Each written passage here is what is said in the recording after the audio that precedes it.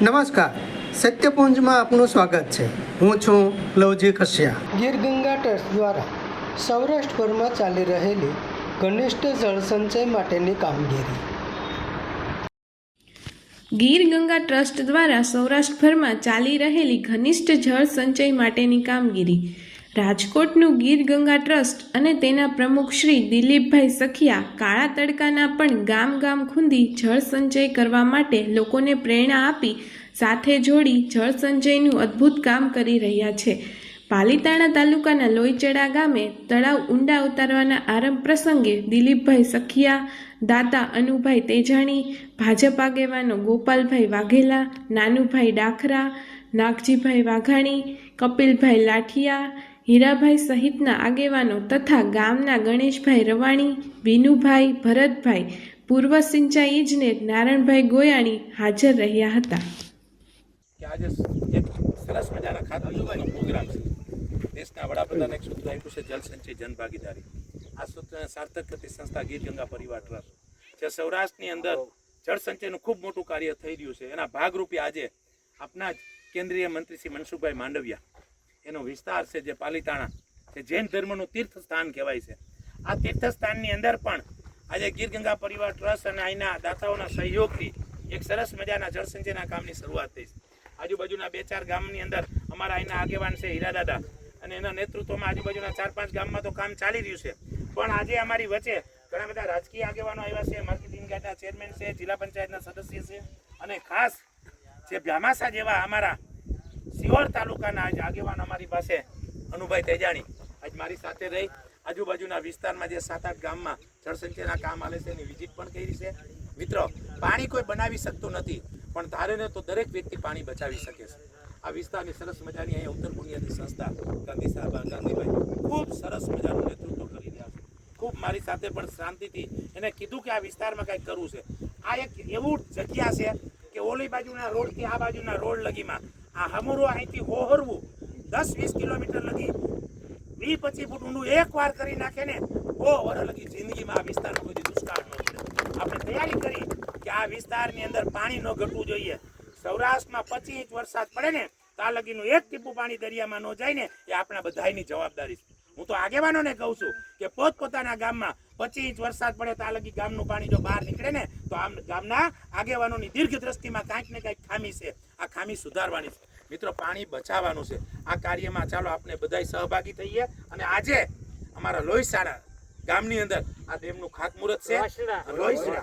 આ સરસ મજાના ડેમનું અમારા ખાતમુહૂર્ત પણ થયું છે. મિત્રો, આ કાર્યમાં સહભાગીને આજે આપણે આગેવાનોને પણ વિનંતી કરું છું, આપણે એવી તૈયારી કરી કે આવતા ચોમાસા પહેલા, આ વર્ષની તો વાત નથી, આવતા વર્ષની વાત કરું કે પાલીતાણાના 70-72 ગામ છે, સિહોર તાલુકાના 82 ગામ છે, અને સિહોર તાલુકાના 80-82 ગામ છે.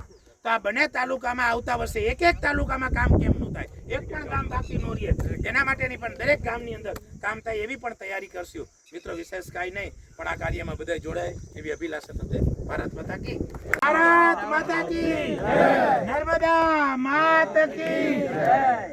આજે ગીર ગંગા ટ્રસ્ટ જે જળ સંચયનું જે કામ કરી રહ્યું છે, આમ તો ઘણા બધા સમયથી મારા ક્યાંક ને ક્યાંક કામની રીતે પરિચયમાં આવ્યા છે દિલીપભાઈ એ લોકો.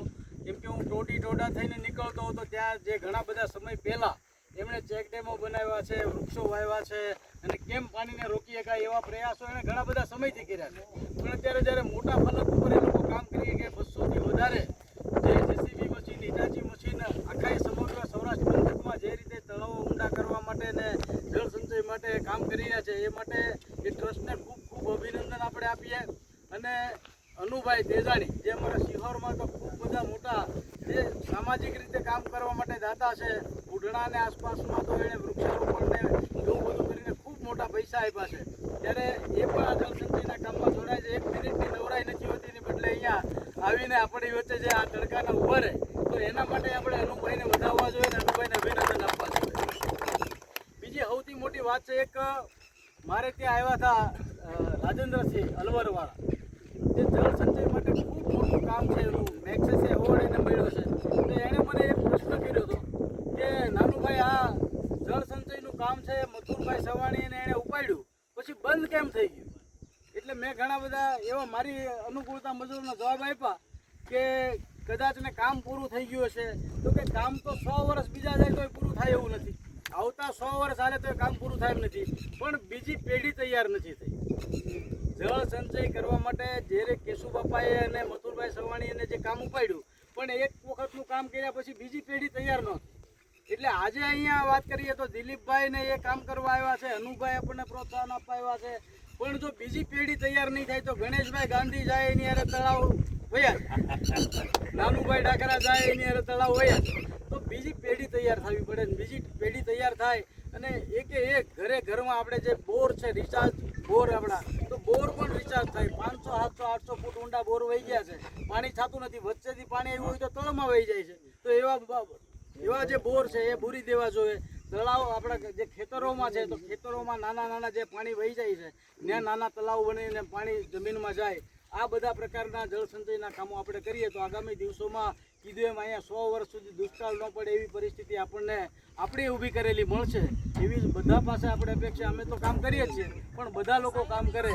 અને આજે અહીંયા આ ગામમાં આ બધા લોકો આવ્યા છે રાજકીય આગેવાનો, તો રાજકીય આગેવાનારે ભાજપની જે એક ઓળખ છે કે રાજકીય કામની હારવાર સામાજિક કામ કરતા જાય. એટલે આ સામાજિક કામ કરવાવાળા બધા આગેવાનો છે આપણે, તો એનો વધુ લાભ લઈએ એવી અપેક્ષા. અસ્તુ. વંદે માતરમ. ભારત માતા. સમાજ માટે, સત્ય માટે, સત્યપૂર્ણ સમાચાર પ્રસારણ આપના મોબાઈલ પર તરત જ લાઈક કરો, શેર કરો અને સબસ્ક્રાઇબ પણ કરો. અને હા, ઘંટડી વગાડવાનું ન ભૂલશો. આભાર. સમાજ માટે સત્ય સાથે સત્યપુંજ. અહેવાલ, સમાચાર તથા જાહેરાત પ્રસારિત કરવા સંપર્ક સાધો.